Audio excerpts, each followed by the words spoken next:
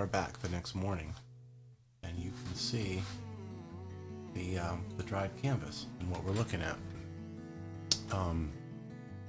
It's amazing how much different it looks the next day. The paint has a chance to set up and dry, and you can see where you're at. I do like the color structure. I don't think we need to do another drip, but I'm kind of just generating some ideas, because to me, I'm getting the feeling of this of being of an underwater world. You know, a light source in the middle, maybe coming down at an angle, spires, different things that are underwater. I can just see it here. Using a white chalk pencil, so that a little bit of water will remove it. It's a great way to get some basic ideas for the next step. You can also use the projector, which I've done before with some things if I want to get something placed exactly right on the canvas. But in this case, it's a smaller canvas, but I want to give the illusion of depth and size. So if I make anything of an animal or human, it's going to be quite small, so we have the idea of depth and huge sizes. For instance, you know, if we were to do a shark of some sort, I'm thinking this is probably the size I would do. A little more stylistic, maybe, you know, but something along this type of a thing. And it's a good idea to put some ideas down. Kind of see how you feel about it.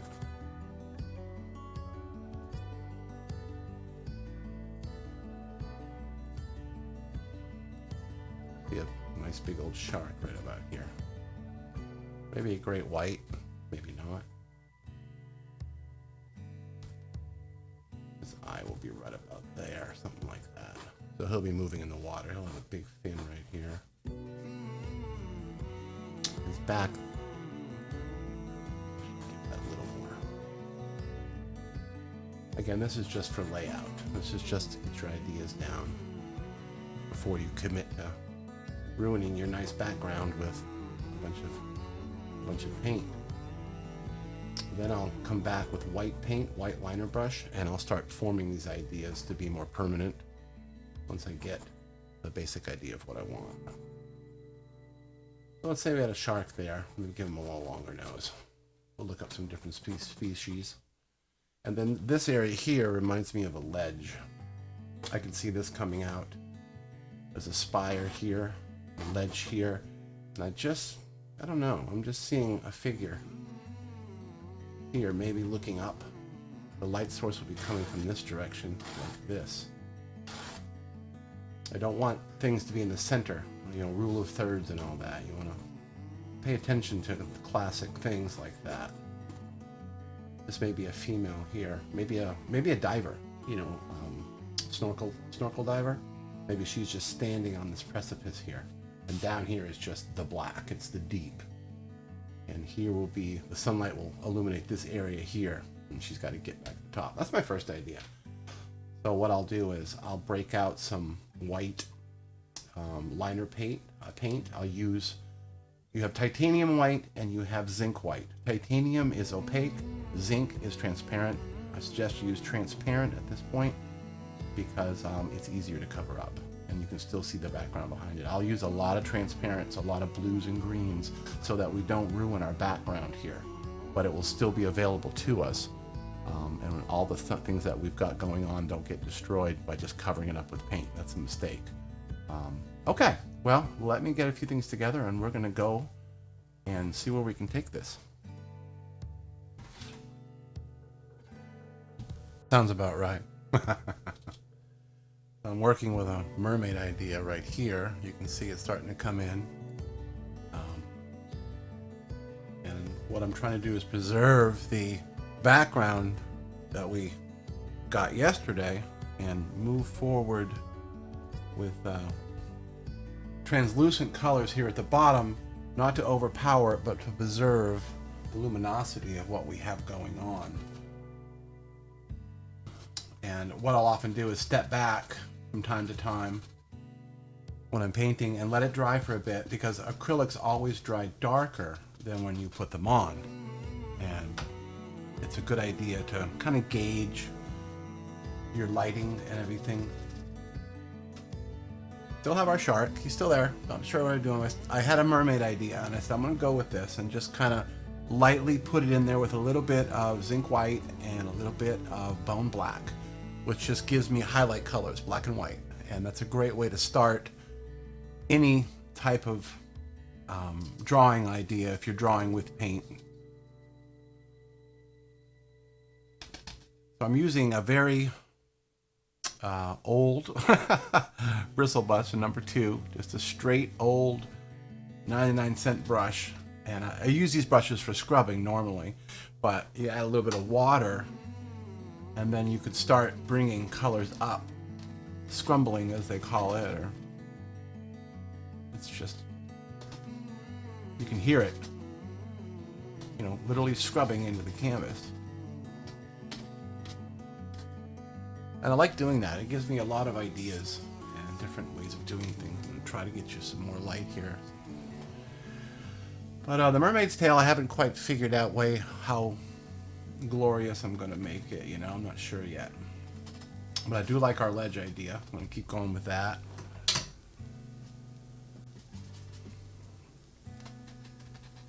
And start working on the silhouettes. We're going to have a major light source coming down here, maybe some shipwrecks up here. That's what I'm kind of going with now. Beams of light coming through, they're going to highlight.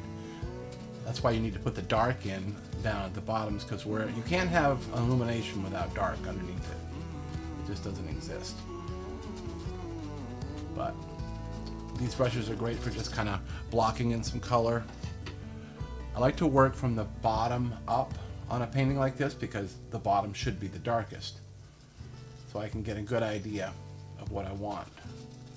These underground spires and things like that to look like. Just alternating between bone black, Payne's gray, a little bit of purple, a little bit of blue. It's kind of darkening it up. And just grabbing the paints and just pulling them upward. Trying to stay as straight as I can, because I'm sure in the future this will be underwater growth and various things like that. Kind of dip into the water every time I go in. It makes it more translucent. But since I'm not sure what we're going to do with our little mermaid here, maybe she's rescuing somebody under here. As Bob Ross says, it's your own happy little world, right?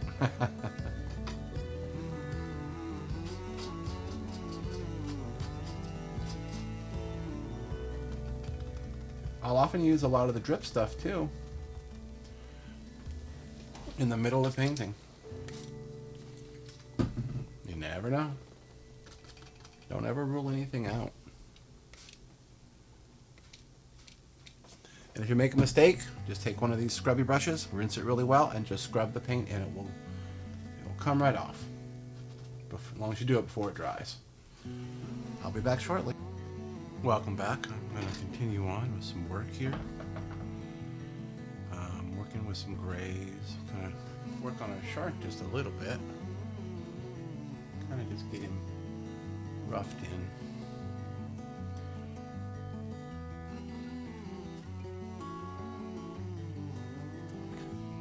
He'll be having a lot of further work done on him in the future. Just kind of get him roughed in with some grays.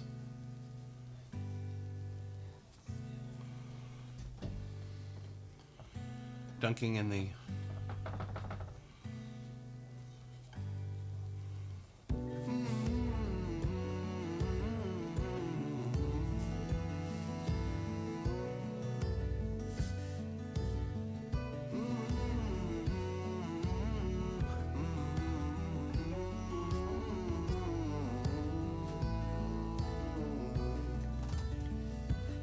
see how we're going to be doing here.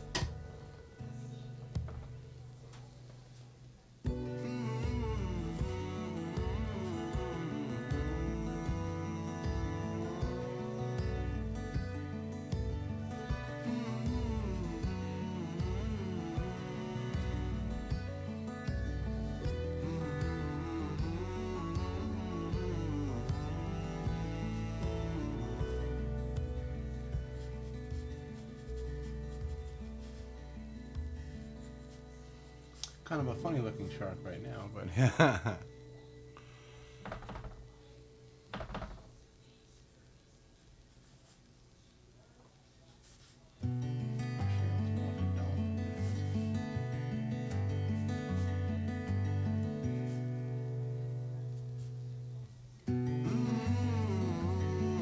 Yeah, he's going to be around that area, something like that. Get the midline of the body. That'll be enough for now. Placeholder.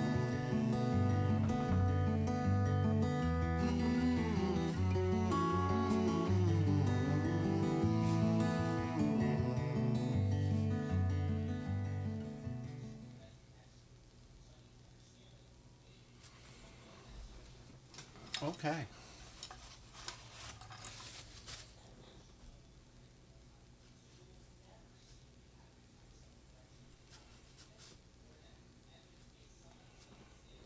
I'll have the mermaid's tail come up, kind of split off, something like that.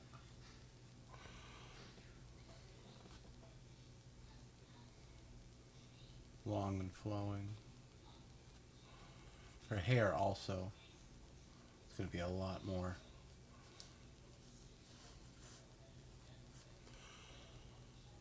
A lot more flowing because we are in the water. I'm liking how that's turning out.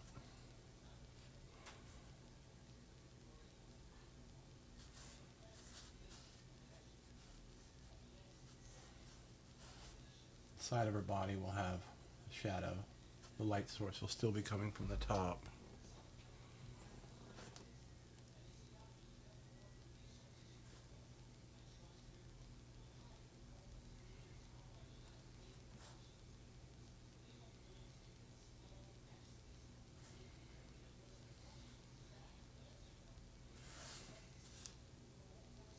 Okay.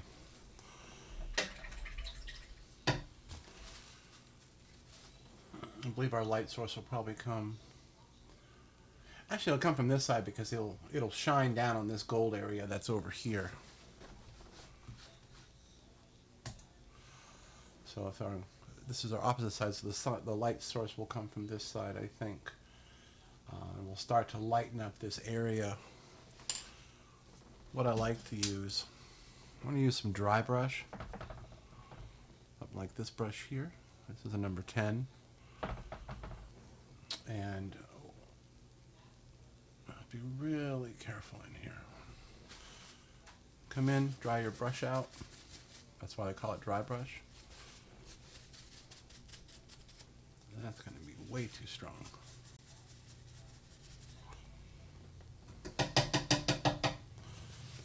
wet that down.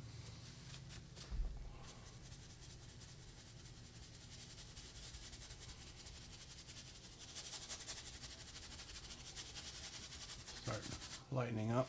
Getting a lot of bristles. I haven't used this brush in quite a while.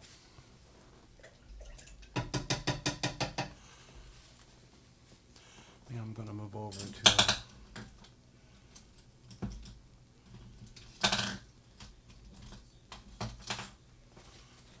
there we go. To this one. A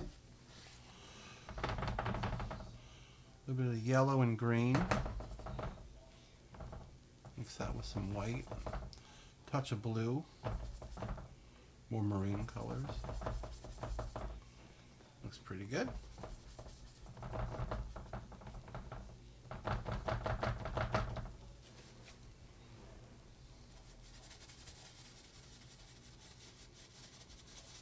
Just rolling in circles.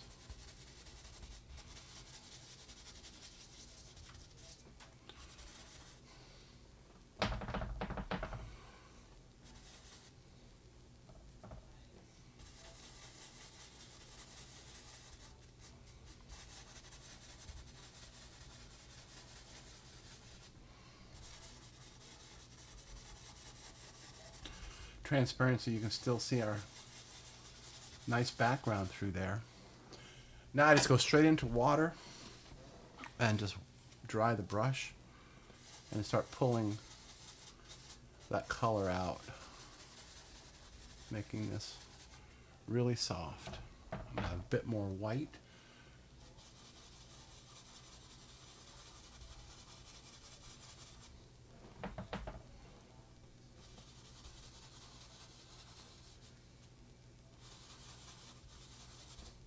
I'm going to be switching to a GoPro camera here, probably for the next shot. So I'm hoping I can get you a much better angle, so you're seeing exactly what I'm seeing. Because the camera I have right now is flipped in reverse, so in my world the shark is on the right hand side, and in your world the shark's on the left hand side. But it'll all work out in the end. It always does. Alright, starting to get some light in there a little bit. I'm not going to go too far because I want to reinforce these spires over here. Just enough so that I can start creating the underwater world.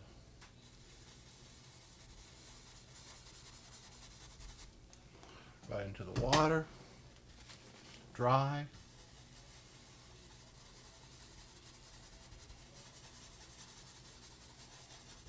Okay.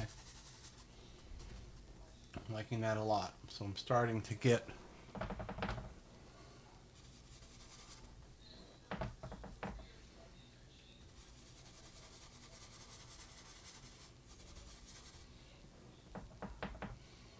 I'm only picking up just a tiny bit of paint.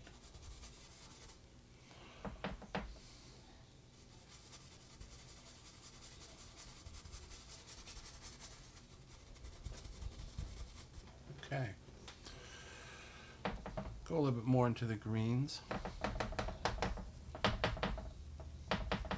little more of the white. Wipe it off. Wipe it off.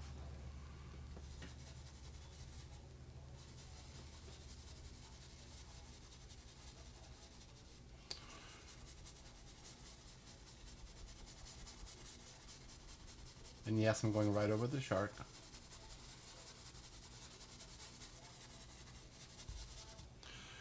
I'm going to go into the purples a little bit.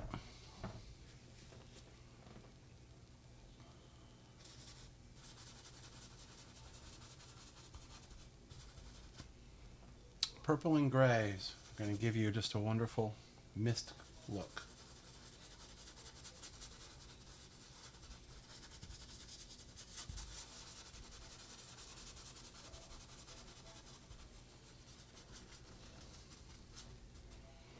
Very nice.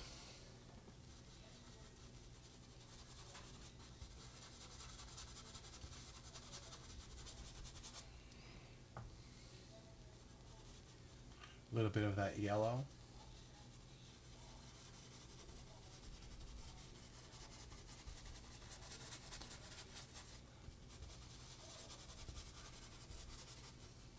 Okay. Definitely where I want to be.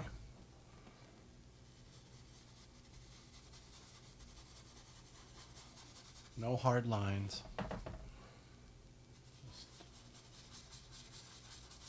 soft, soft, soft.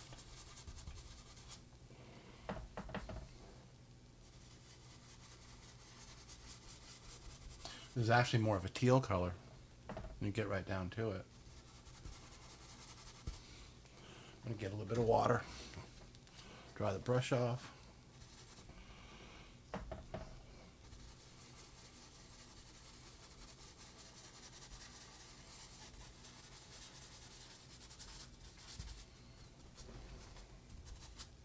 All right.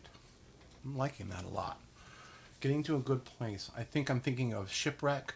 Some sort of, maybe the surface of the water will be at an angle up here on the top, and we should be able to see quite a lot of stuff. Actually, I'm starting to see some stuff right now. I think we need to reinforce our spires right here.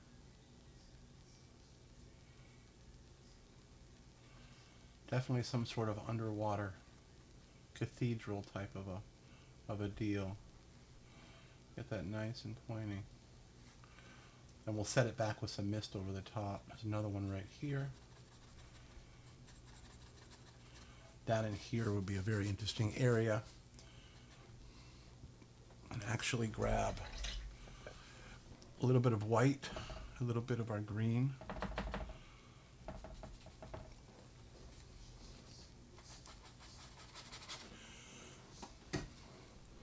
Into the water, wipe the whole thing off. And just start bringing that color, a little bit too much of the white.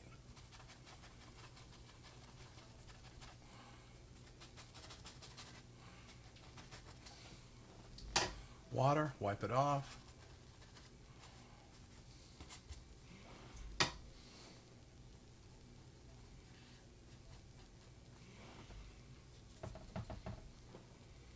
And I'll be working in layers a lot. You're going to see a lot of layers. Get some of that blue. Okay.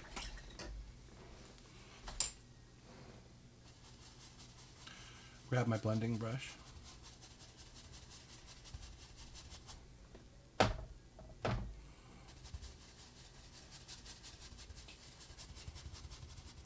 Kind of gives the illusion there's something going on down here in the depths.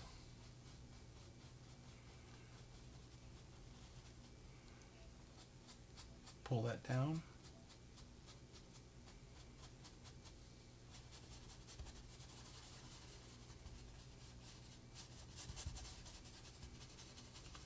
And go over our dark spires just temporarily.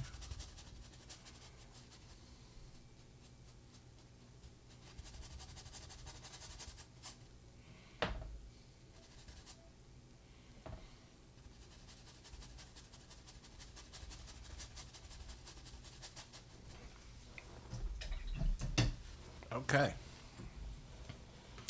Back into our darks. Grab some of that purple and that Payne's gray. Bring those spires back. We don't want to lose them.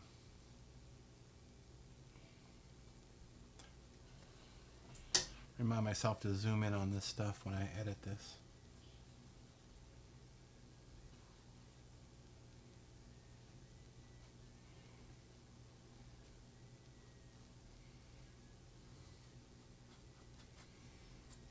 Okay.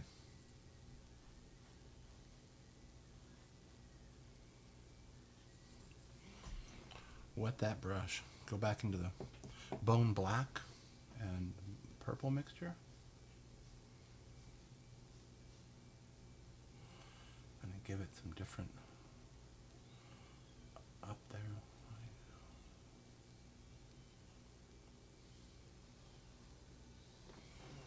You like that?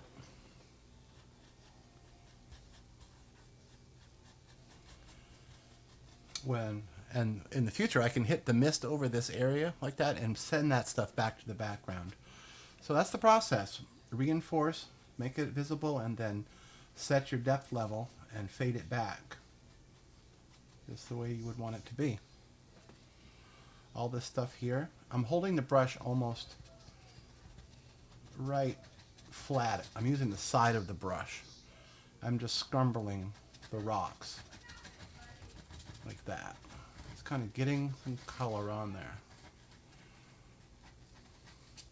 Because at that point, what you can do is come back in with a square brush. If I can find a decent one here. A pile of brushes. It's not too big, not too small. Maybe? I will use one of my Bob Ross brushes. And I come in with a little bit of the magenta, a little bit of the yellow. I need to get some more yellow on here. Give us a nice kind of a rusty color. And then we can start maybe defining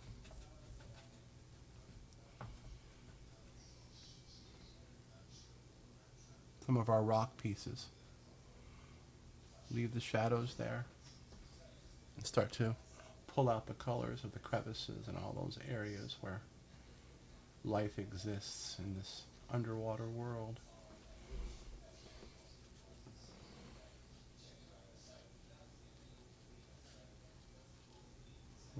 just kind of dances on the life pieces here. It's little dabs. Nothing too crazy, just a little bit of dabs. On our spires, the light will be on the top. Same thing with this one. Kind of make the shape pop out.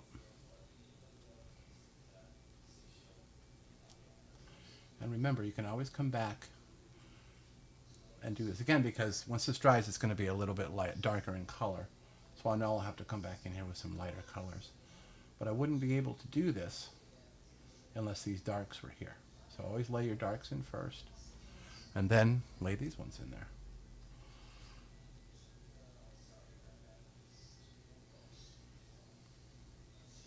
I hope this will give you a little bit of encouragement to start your own paintings and just have fun with it.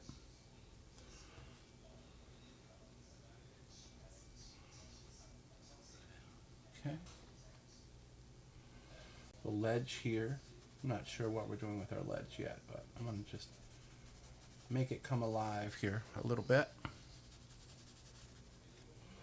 A little more of the yellow and the white.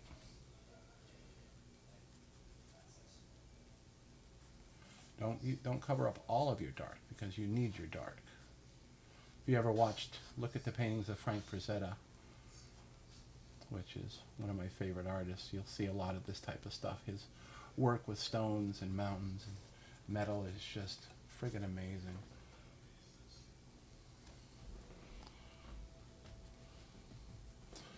So as you can see, I'm starting to pull,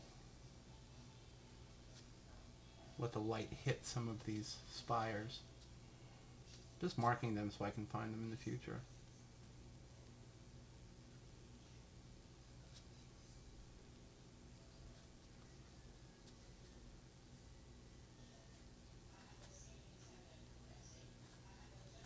Okay. Give this a little more area. Not sure exactly what we're going to do down here, but we're getting there. It's definitely coming to a place where it wants to be.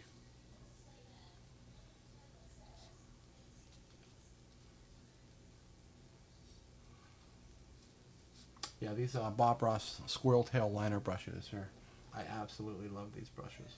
I've got a few of them and worn them down through use. You want to think about how your landscape is laying, even though it's under the sea. You know, where's the light going to hit it? Okay.